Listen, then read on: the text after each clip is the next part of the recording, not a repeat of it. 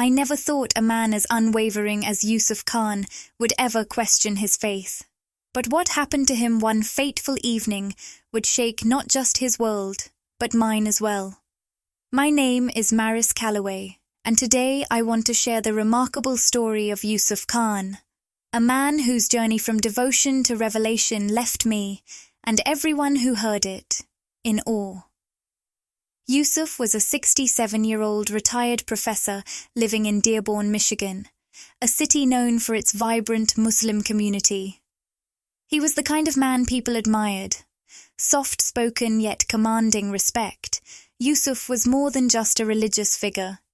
He led prayers at the mosque, taught Quranic studies to the younger generation, and was the go-to person for anyone seeking advice. To his neighbors, his wife Samira, and his grown children, he was the embodiment of faith and discipline. But beneath his polished exterior, Yousef carried a secret that would have shocked those closest to him. You see, he had doubts, serious ones. These doubts had taken root years earlier during conversations with his late neighbor John, a devout Christian who lived next door. John was everything Yousef wasn't: light-hearted, carefree, and unapologetically certain about God's love. Before John passed away, Yousef often found himself grappling with questions he couldn't answer. Could someone as kind as John truly be condemned? Was it fair? Was it just? Yousef never spoke of these questions aloud. Not to Samira, not to his children, not to anyone. He buried them under layers of routine and ritual. But what he didn't know was that those questions were about to surface in the most dramatic way imaginable. Before we dive deeper into Yousef's astonishing experience, make sure to hit that like button and subscribe to the channel. Trust me, you don't want to miss how this story unfolds. It's life-changing. Stay with me till the end, and you'll see why his journey is something we all need to hear. It was an ordinary Friday evening. Yousef had just returned from the mosque, where he had led the Maghrib prayer. The house smelled of Samira's cooking, lentil soup, and fresh naan. Their oldest son, Kareem, had brought his children over for dinner. Laughter filled the room as they gathered around the table. But then, in an instant, everything changed. Yousef clutched his chest, his face pale as a ghost. He staggered back, his body trembling, before collapsing to the floor. Samira's screams pierced the air. Kareem called 911 as his children cried in confusion. Yousef lay there, unresponsive, his breathing shallow, his lips murmuring something none of them could understand. It was the moment that would redefine everything he thought he knew about life, death, and faith. Yousef Khan's life was as orderly as a well-written book, with every chapter carefully planned and followed to the letter. Each day began at the crack of dawn with his Fajr prayer, a sacred ritual he never missed, no matter how exhausted he felt. Yousef's discipline was admired by many in Dearborn's Muslim community. To them, he was a role model, a man of unwavering faith and impeccable routine.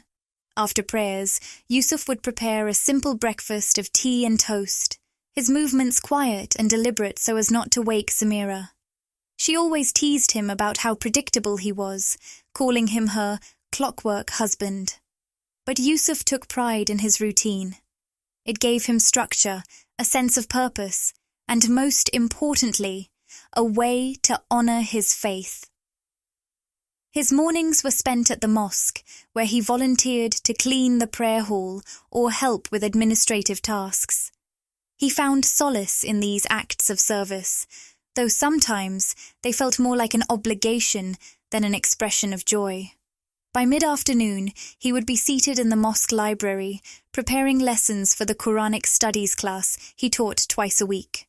The children loved him, or at least respected him. Yousef had a quiet authority about him, the kind that didn't need to raise its voice to be heard. Yet, beneath this carefully composed life, there was a heaviness in Yousef's heart. It wasn't something you could see in his expression or hear in his words. It was buried deep, hidden even from those closest to him. Yousef's relationship with his children was complicated. Kareem, his eldest, had followed in his father's footsteps professionally, but not personally. Kareem was a respected engineer, but his faith had grown lukewarm over the years. He attended mosque less frequently and rarely engaged in religious discussions, which Yousef noticed but never addressed directly. His younger daughter, Nadia, was another source of quiet disappointment. She lived in New York City and had chosen a lifestyle far removed from the traditions Yousef cherished. Both Kareem and Nadia loved their father, but they found him difficult to connect with. He was a man of rules and expectations, leaving little room for the softer things, casual conversations, shared laughter, or understanding their choices. To them, Yousef seemed more concerned about their outward behaviour than their inner struggles. Samira, his wife of nearly 40 years, understood Yousef better than anyone, but even she could sense the growing distance between him and their children. She often tried to mediate, encouraging Yousef to loosen up, to let go of his need for control, but he would always respond the same way. "I only want what's best for them, Samira. What kind of father would I be if I didn't guide them?" In truth, Yousef wasn't just guiding his children. He was trying to guide himself. There were moments, quiet ones in the still of the night, when Yousef would sit in his study and let his thoughts wander. He would look at the stack of Islamic texts on his desk, his fingers tracing the gold lettering on their spines, and then, almost involuntarily, his mind would drift back to John. John had been his neighbour for over 20 years before passing away 3 summers ago. Yousef had always respected him, even though they had fundamentally different beliefs.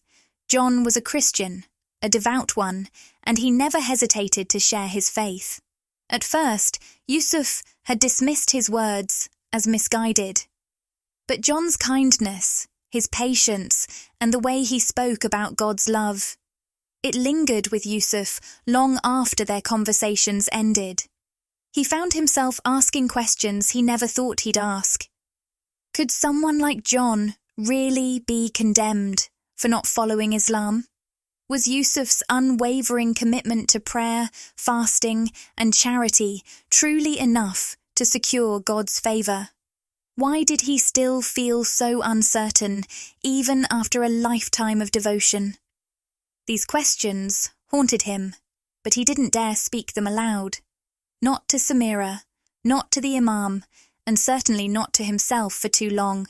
Instead, he buried them under layers of duty, leading prayers, teaching children, and being the man everyone expected him to be. But it wasn't just the questions. There was something else gnawing at Yousef, something harder to define.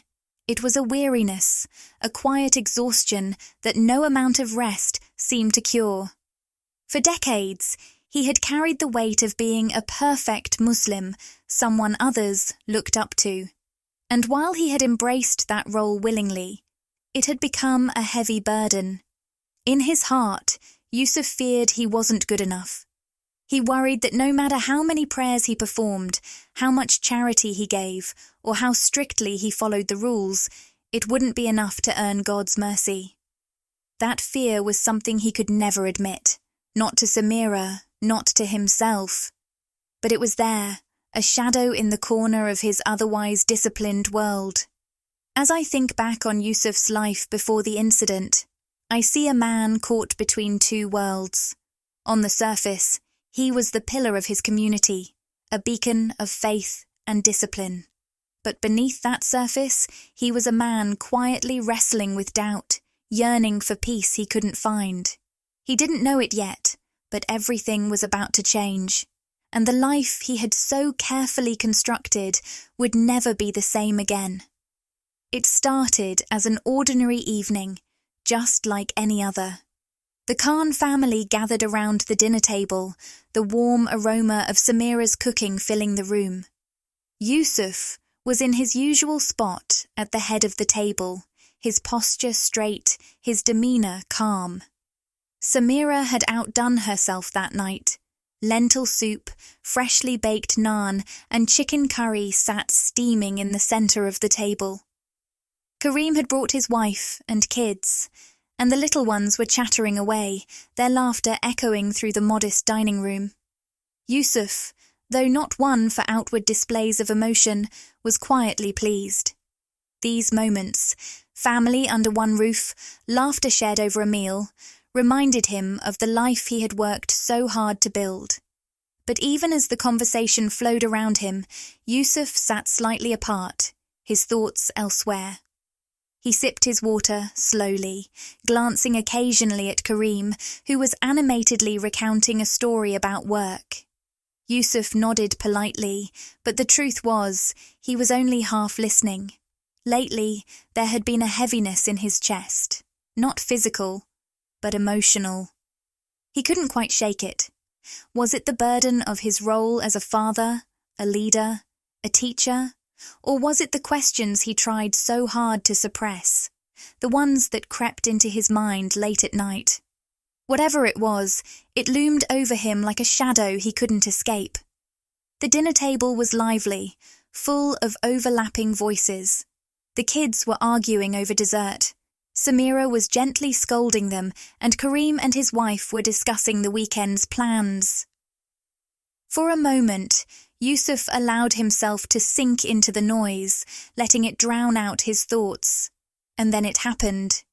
Yousef's hand shot to his chest, his face contorting in pain. It was so sudden, so out of place, that for a moment no one reacted. "Baba?" Karim's voice was sharp, cutting through the hum of conversation. Yousef didn't answer. His breathing was shallow, his hand still clutching his chest. Then, as if in slow motion, he slumped forward, his glass of water tipping over and spilling onto the table. Panic erupted. Samira was on her feet in an instant, her hands trembling as she shook his shoulder. Karim grabbed his phone and called 911, his voice steady despite the chaos around him. The children were crying, their small faces twisted with fear. "Yousef, stay with me." Samira's voice cracked as she tried to keep him conscious. His eyes fluttered open for a moment, but they were unfocused, distant. The ambulance arrived quickly, the paramedics moving with practiced efficiency as they loaded Yousef onto a stretcher. Samira tried to climb in after him, but one of the paramedics stopped her, explaining that only one person could accompany him.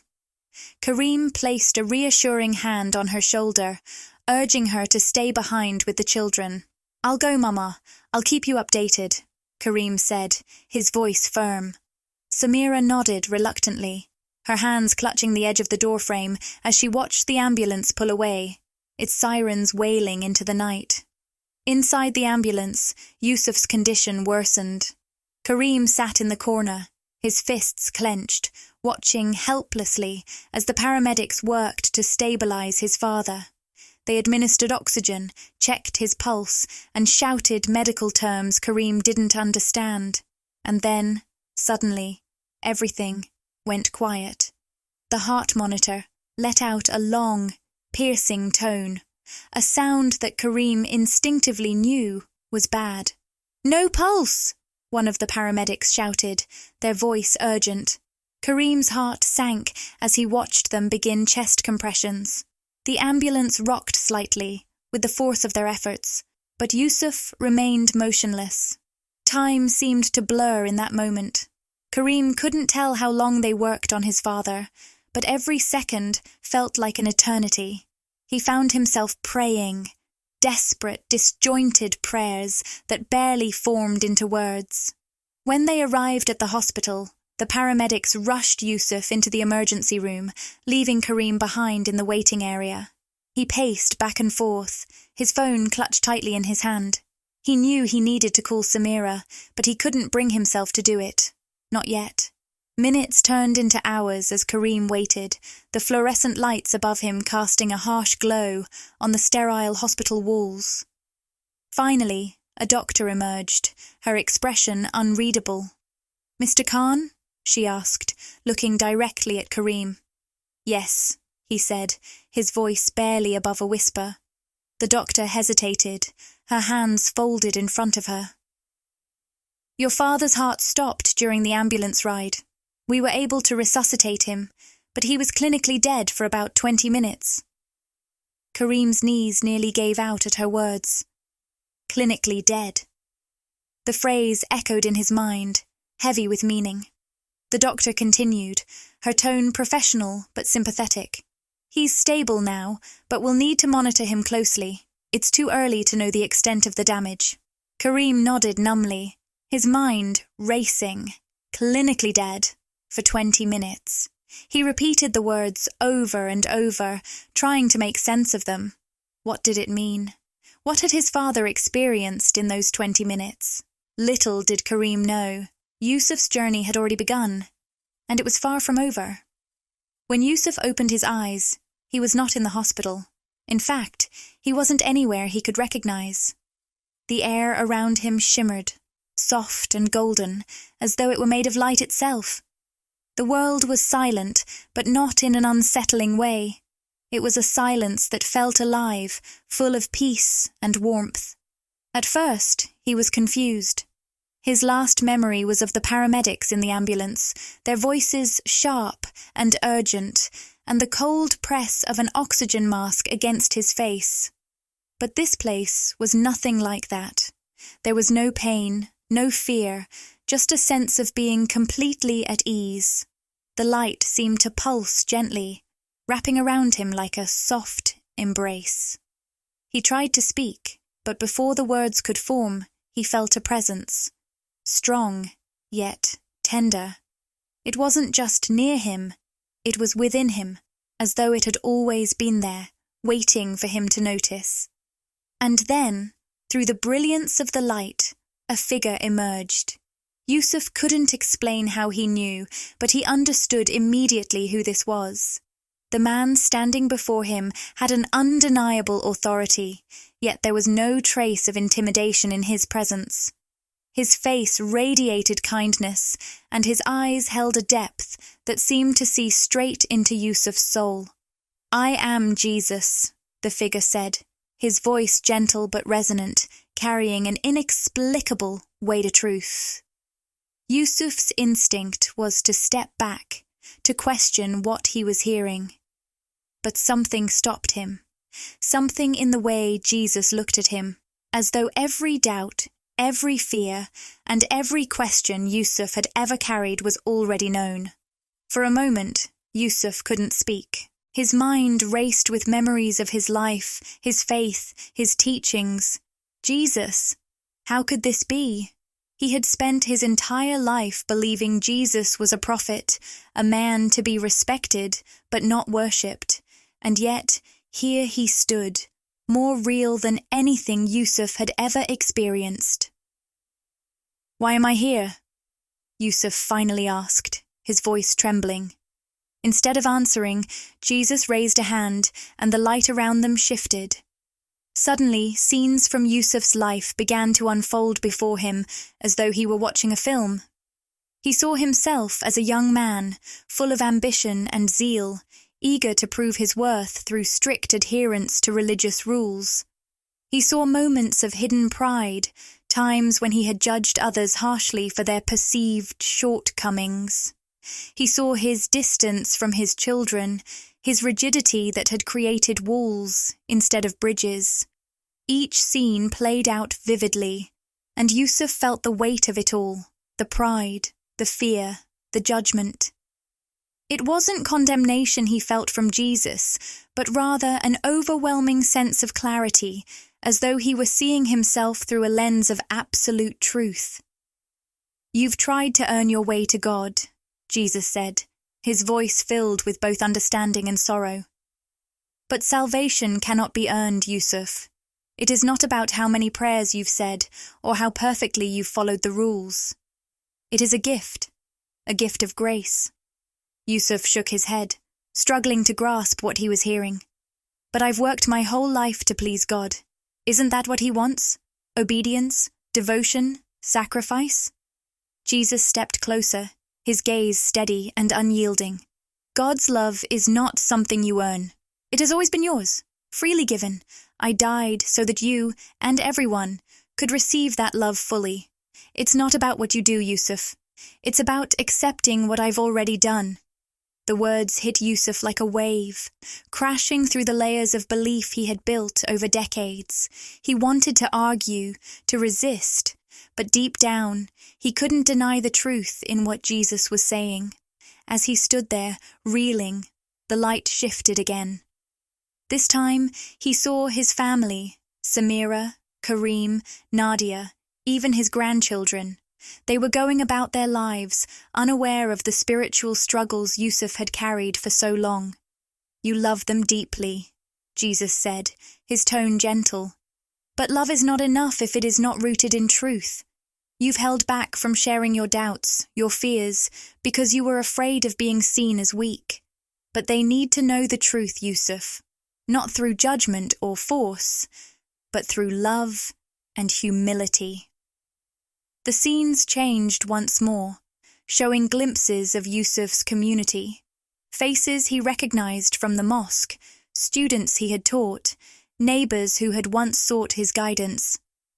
They are searching, Jesus said, just as you have been. But the answers they need are not found in rituals or rules. They are found in a relationship with me.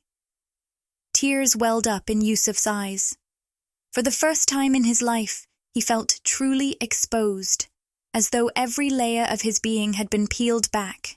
And yet, he didn't feel shame. He felt loved, completely, unconditionally loved. What do I do now? Yousef asked, his voice breaking. Jesus placed a hand on his shoulder, the touch warm and grounding. Go back. Share what you've learned. Not everyone will listen, and not everyone will understand. But that's not your burden to carry. Simply share the truth, and let love guide you. Before Yousef could respond, the light around him grew brighter, enveloping him completely. He felt a pull, as though he were being drawn away, back to the world he had left behind. And just before everything faded, he heard Jesus' voice once more, soft but unmistakable. I am with you, always. Yousef's eyes fluttered open, and he was no longer surrounded by light. Instead, he was lying in a sterile, dimly lit hospital room. The beep of a heart monitor was steady, and he could hear the hushed voices of medical staff just outside his room. At first, Yousef thought he was still in some dreamlike state. Perhaps it had all been a vision, a fleeting moment that his mind had conjured in the wake of his stroke. But as his senses slowly returned to him, he realized he was fully awake. His body felt heavy, weak from the ordeal, but his mind was clearer than it had ever been. There was no confusion, no fog, only an overwhelming sense of peace. Yousef? Can you hear me? A familiar voice called softly from the doorway. He turned his head to see Samira, his wife, standing there with wide eyes. Her face was pale, and she looked as if she had been crying. Her worry was palpable. Samira, he whispered, his voice hoarse. I'm back. I'm alive. She took a step forward, but her expression was one of disbelief. You were gone, Yousef. The doctors... I saw Jesus, Yousef interrupted, his words tumbling out before he could stop them. I saw him, Samira. He spoke to me. He told me everything. The words hung in the air, but they didn't have the same power they once did. Samira blinked, confused and concerned, her brow furrowing. You're still delirious from the stroke, she said, trying to maintain her calm. You're not making sense. You've been through a lot. Yousef's heart sank as he realized how it must sound to her. How could he explain what had happened, what he had experienced in that sacred place, to someone who had never seen the truth he had witnessed? He reached out, grasping her hand with as much strength as he could muster. "Samira," he said urgently, "I'm not delirious. This wasn't a dream. I know it sounds impossible, but it's the truth. Jesus is real, and he loves us. I've been wrong about everything." She pulled her hand away gently, stepping back. "Yousef, you need rest. The doctors say you'll be fine, but you need time to recover. This is not the time to be making such claims." Her words felt like a sharp sting. Yousef could see her concern, her desire to protect him from what she surely believed was the aftermath of a medical episode. But in his heart, he knew what he had seen, what he had felt. This was no hallucination. Jesus had spoken to him, had shown him truths so clear, so undeniable, that nothing could erase them. "I know it's hard to believe," he said, his voice trembling with emotion, "but I need you to listen. We've been living in the dark, Samira. Our faith, our understanding. It's not enough. We've been following rules, but we've missed the love. We need Jesus. We need to believe in him." Samira's expression remained guarded. She shook her head slowly, as if she couldn't fully comprehend what her husband was saying. "I'm not saying I don't believe you, Yousef. But this is too much. You need rest. We'll talk about this later, once you're stronger." Before Yousef could respond, the door to the room opened, and Kareem and Nadia, their 2 adult children, entered. Both of them looked worried, their faces pale as they took in the sight of their father awake and alert. "Kareem, Nadia," Yousef said, trying to sit up straighter. "I'm so glad to see you both. You've been unconscious for over 20 minutes, Kareem interrupted, his voice tight. "We were all terrified, Dad. The doctors weren't sure you were going to make it." Yousef nodded, his chest tightening at the memory of the darkness he had felt before his encounter with Jesus. "I know, but I'm back now, and I have to tell you something important." Nadia exchanged a glance with Kareem, her brow furrowed. "You're not making any sense, Dad. You're talking about Jesus? This isn't the time for these kinds of stories." Yousef's heart sank. His children, the ones he had raised, the ones who knew him best, couldn't see the truth. They didn't understand that what he had experienced wasn't a story, it was his new reality. "I know it's hard to understand," he said, his voice low. "But everything has changed. I saw Jesus, and he showed me the truth we've been missing. It's not about our deeds, our rituals. It's about grace and love. He told me that salvation is not something we can earn. It's a gift." Kareem shook his head in disbelief, his face a mix of concern and frustration. "Dad, you've suffered a serious stroke. You need to focus on getting better. These things you're saying, they're not real." Yousef felt his chest tighten with the weight of their doubt. The truth he had encountered, the love and grace he had been shown, he couldn't keep it to himself. But how could he explain this to them? How could he make them understand when their minds were clouded by their own beliefs, their own understanding of the world? "I don't expect you to understand right now," Yousef said softly, his voice faltering. "But I know what I saw, and I know what I felt. Jesus is real. He is the way, the truth, and the life. Please, just listen to me. You need to know this." Nadia stepped forward, her expression softening for a moment, but her concern was still evident. "Dad, you've been through so much. Maybe you just need time to process everything. We'll talk when you're better." Yousef sighed deeply, feeling the weight of their skepticism settle heavily on his shoulders. He knew that his words weren't reaching them. But deep down, he also knew this was just the beginning. the beginning of something far bigger than what he could explain in a hospital room. As the conversation continued, Yousef couldn't shake the sense that his journey had only just begun. The truth he had received, the divine love that had enveloped him, it was a gift, but it wasn't just for him. It was for his family, for his community, for the world. And no matter how hard it was, no matter how much resistance he faced, he would share it. Because he knew the truth now, and the truth had the power to change everything.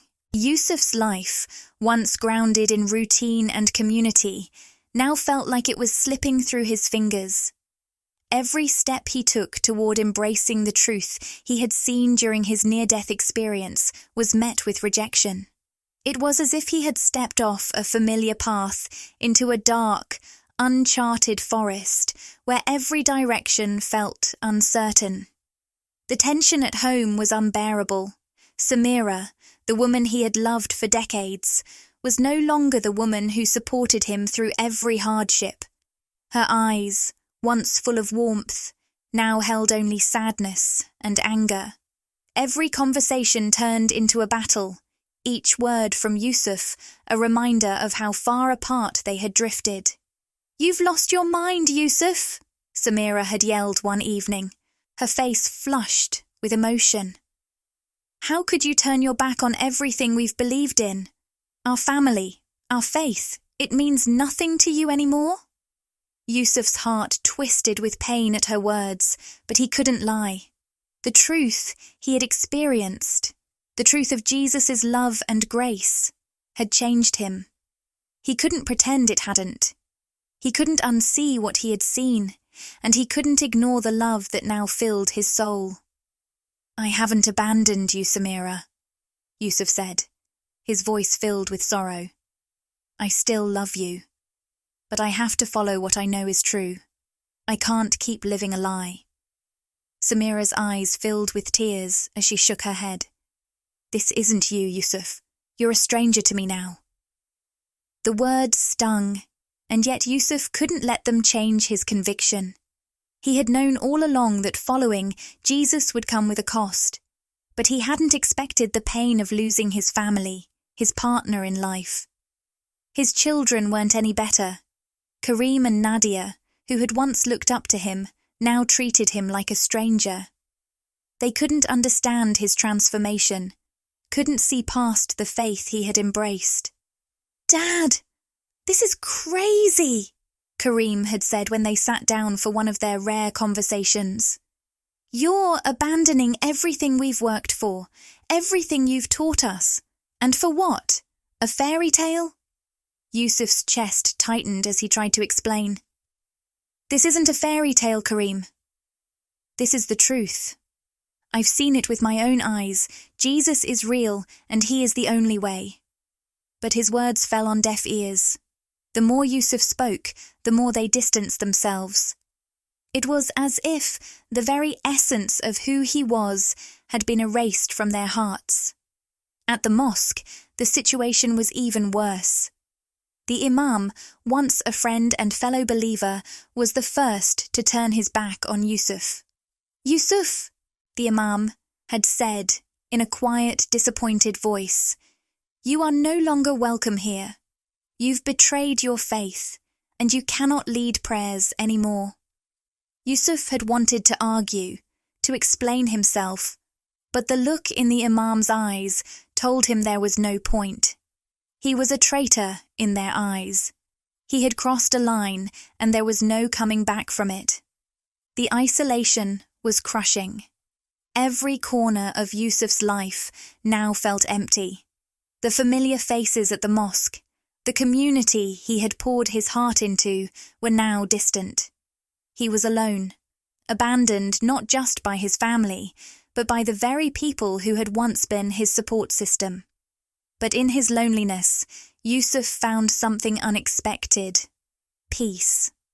One Sunday, as he walked through the streets of Dearborn, he stumbled across a small church with an inviting sign. It wasn't much, just a modest building, tucked away between two larger establishments. But something about it called to him a sense of comfort he couldn't ignore. Inside, the atmosphere was warm and welcoming. The scent of incense filled the air, and soft hymns played in the background. It was a place of solace, a refuge from the turmoil that had overtaken his life. He found a pew in the back, quietly sat down, and let the peacefulness of the place wash over him. After the service, a man approached him. He was tall, with kind eyes and a warm smile. His name was Pastor Dave. "I couldn't help but notice you sitting by yourself," Pastor Dave said, his voice friendly and open. "Are you new here?" Yousef nodded, his heart heavy but hopeful. "Yes, I've been struggling. My faith has been tested in ways I never expected. I don't know where to turn." Pastor Dave's expression softened as he sat beside Yousef. "I understand. I've been where you are. I was once a Muslim myself, and I know how hard it can be to step away from everything you've known." Yousef's eyes widened in surprise. "You were?" Pastor Dave smiled gently. "Yes, I was born and raised in a Muslim family, but when I encountered Jesus, everything changed. It was the hardest thing I've ever done, but it was the best decision I ever made." Tears welled in Yousef's eyes as he listened. Here, in this church, he wasn't alone. Here, there was someone who understood. Pastor Dave's story resonated with him in ways no one else's had. For the first time since his stroke, Yousef felt like he wasn't fighting this battle alone. Pastor Dave continued, "I know it's not easy. You'll face rejection. You'll face opposition. But Jesus has a purpose for you, Yousef. He's calling you, and he will give you the strength to endure." Yousef nodded, his heart swelling with hope.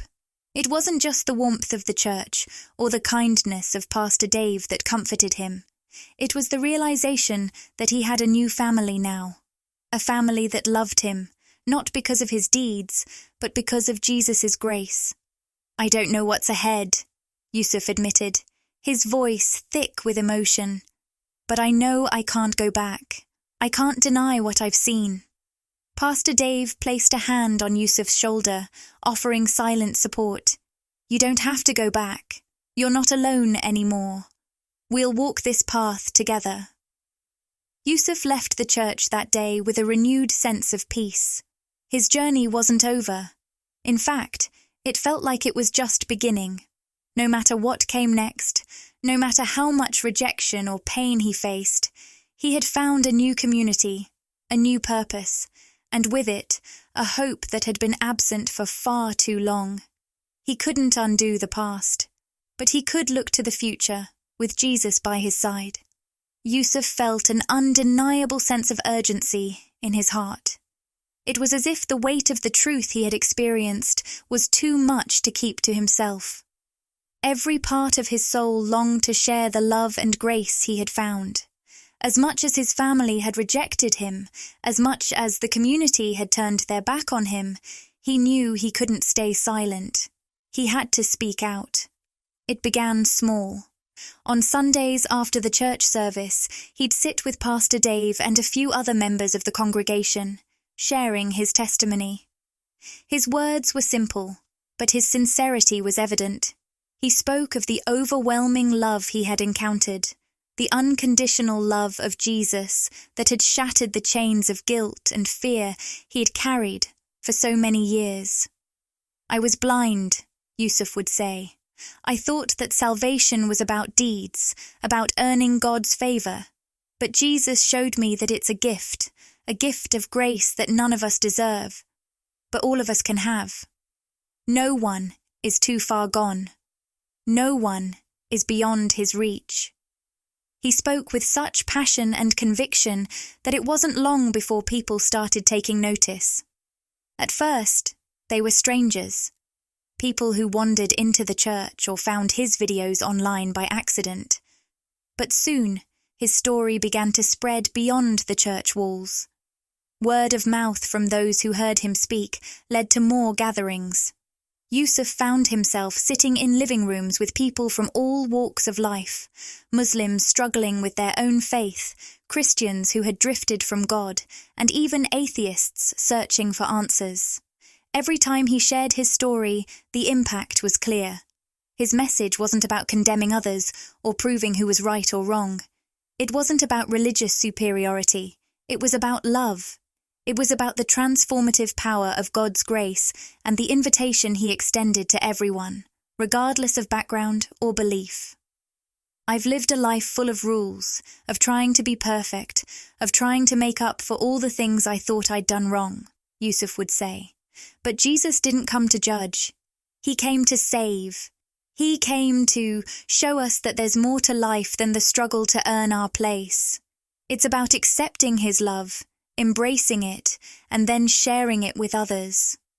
As he spoke, Yousef could see the change in the faces of those around him. Some were skeptical at first. How could a man who had been so deeply entrenched in his faith now be saying these things? How could he leave behind everything he had known for something so radically different? But as they listened, they began to see the peace in his eyes, the calm assurance in his voice.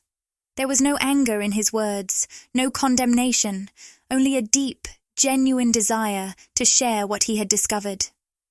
One of the most powerful moments came when Yousef was invited to speak at a small gathering of Muslims who were questioning their faith.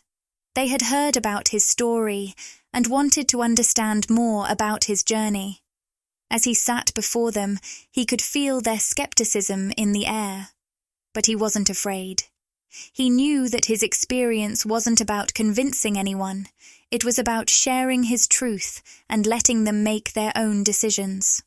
"I know how hard it is," Yousef began, his voice steady. "I know what it feels like to be uncertain, to question everything you've been taught. But I want to tell you that God's love is bigger than any tradition, any rule, any misunderstanding. It's not about what we do. It's about what He has done for us." Some in the room nodded, others remained silent, but Yousef could feel the shift. It wasn't a grand revelation, but it was a seed, one that would grow in its own time. He didn't need to have all the answers. He didn't need to prove anything to anyone. He just needed to speak the truth he had found in his own heart. Outside of these small gatherings, Yousef began to use social media to spread his message further. He recorded videos, shared his testimony online, and encouraged others to open their hearts to the possibility of God's love. The response was overwhelming. Messages poured in from all over, people from different backgrounds, different beliefs, reaching out to thank him for sharing his story. Some of them had been on the brink of giving up on their faith, feeling abandoned by God or overwhelmed by doubts. But Yousef's words gave them hope. His message reminded them that they weren't alone. In his private moments, when he wasn't speaking to others or recording videos, Yousef spent hours in prayer. He prayed for his family, Samira, Kareem, Nadia, for their hearts to be softened, for them to understand the truth he had found. He prayed for their reconciliation, even though he knew the road ahead would be long and uncertain. "I don't know how, God," he would whisper, tears slipping down his face. "But please, show them the truth. Show them the love I've found. Let them see what I see." He had no illusions that it would happen overnight. He knew that change took time, and that true transformation often came in stages, not all at once. But he clung to hope and to the belief that God's love was greater than anything else. It was a love that could heal wounds, restore relationships, and change hearts. With every prayer, every conversation, every video, Yousef felt a sense of purpose that he hadn't known in years. He wasn't just a retired professor anymore. He wasn't just a man lost in the throes of doubt and confusion. He was a messenger, a witness to the power of God's grace. And that was a purpose worth living for. But as Yousef continued to share his message, he faced new challenges. The deeper he went into this new life, the more he realized how much more there was to learn, how much more God had in store for him. But with each step, he also felt a growing sense of peace, knowing he was walking the path God had set before him. And no matter how hard the journey became, he knew he would continue to share the love he had received, trusting that God's grace would guide him every step of the way. The day of the interfaith event had arrived, and Yousef stood at the podium, his heart pounding with both excitement and nerves. It was the first time he would publicly share his entire story, the story of his near-death experience, the transformation he had undergone, and the message he had received from Jesus. The room was filled with people from various faith backgrounds, eager to hear the words of someone who had once been deeply entrenched in one belief system, only to radically shift to another. I stood at the back of the room, my eyes fixed on Yousef. His calm presence on stage was a stark contrast to the man I had met in the beginning, confused, seeking answers in the midst of doubt. Today, he was not only a different man, but he was also a man with a mission, to share the love he had found with others, regardless of their religion or background. Yousef began his speech with a simple greeting, acknowledging the diverse group before him. He spoke about his life as a Muslim, his role as a community leader, and how his faith had once been unwavering. But then he shared the pivotal moment, the stroke, the death, the encounter with Jesus. His voice remained steady, but there was a warmth in his words that seemed to envelop the room. "I was given a second chance at life," Yousef said, his eyes sweeping over the crowd, "and in that second chance I was shown something beautiful, a love so deep and powerful, it changed everything I thought I knew about God and salvation." He spoke of the radiant light he had seen, of Jesus, who had welcomed him with open arms and revealed the truth that salvation was not earned by deeds, but given freely by grace. Yousef emphasized the unconditional love of God, a love that transcended religions and creeds, and how, in that moment, he had realized the importance of embracing this love and sharing it with others. "I want to make one thing clear," Yousef continued, his voice filled with compassion. "This message is not about converting others or telling anyone they're wrong. It's about sharing the love I've experienced and encouraging everyone to seek truth with an open heart. Whether you're Muslim, Christian, Jewish, or from any other faith, we all share a common desire for peace, for love, for understanding." His words were met with a quiet murmur from the audience, a mixture of skepticism and curiosity. But there was something undeniably genuine in his voice, something that resonated with those who were willing to listen. As he continued, I noticed the subtle shift in the room. More people were leaning forward, their eyes focused on Yousef, eager to hear more. Yousef spoke about how he had been rejected by his community, ostracized for embracing his newfound faith. But rather than focusing on the pain of rejection, he shared how his relationship with God had grown deeper and how he had found a new purpose in life, one that was centered on love, compassion, and understanding. "There will always be obstacles," Yousef said, his tone soft but firm. "But love has the power to break through. Love has the power to heal, to bring people together. And that's the message I carry with me now, a message of hope, of redemption." As he finished, Yousef looked out into the crowd and smiled. It wasn't the smile of a man who had all the answers, but the smile of someone who had found peace in the journey, someone who had come to terms with his past and was ready to share what he had learned. The applause that followed was hesitant at first, but it grew stronger as people processed his words. I felt a swell of pride in my chest. Yousef had done it. He had shared his story with courage, with honesty, and with love. It wasn't about proving anyone wrong or convincing others to believe exactly what he believed. It was about showing them that there was hope, that there was a way forward through love and understanding. I glanced over at Samira, Yousef's wife. She sat quietly at the back, her arms folded in front of her. I knew the journey hadn't been easy for her. The pain of seeing her husband change so drastically, of watching him leave behind a life she had known, had been a heavy burden. But today, I saw something in her eyes that I hadn't seen before. A flicker of curiosity, of something beyond the skepticism that had once consumed her. Beside her sat their son, Ali. He, too, looked conflicted, torn between the father he knew and the man standing before them now. But there was something else in his expression, a glimmer of hope, perhaps, or the faintest hint that he was beginning to understand his father in a new light. As Yousef stepped down from the stage, I could see that this was only the beginning. His journey of spreading love and sharing his message had just begun, and while there would undoubtedly be struggles ahead, there was no turning back. Yousef had found his purpose, and he was determined to follow it, no matter the cost.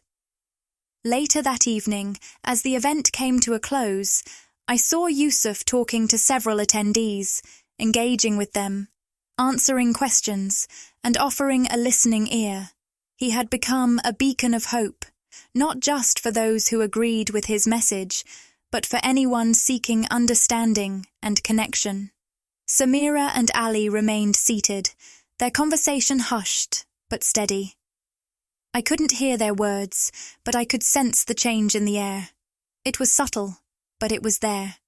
The seed of love, of reconciliation, was being planted. As I watched the scene unfold, I realized that Yousef's story wasn't just about his personal transformation. It was about the power of love to bring people together, to break down walls of division, and to create a future where hope and redemption could flourish. And in that moment, I knew that Yousef's journey, his message, had the potential to reach far beyond the walls of this event. The story of his faith, of his struggle, and of his redemption was just beginning. And no matter where it took him, I believed with all my heart that he was on the path to something truly extraordinary.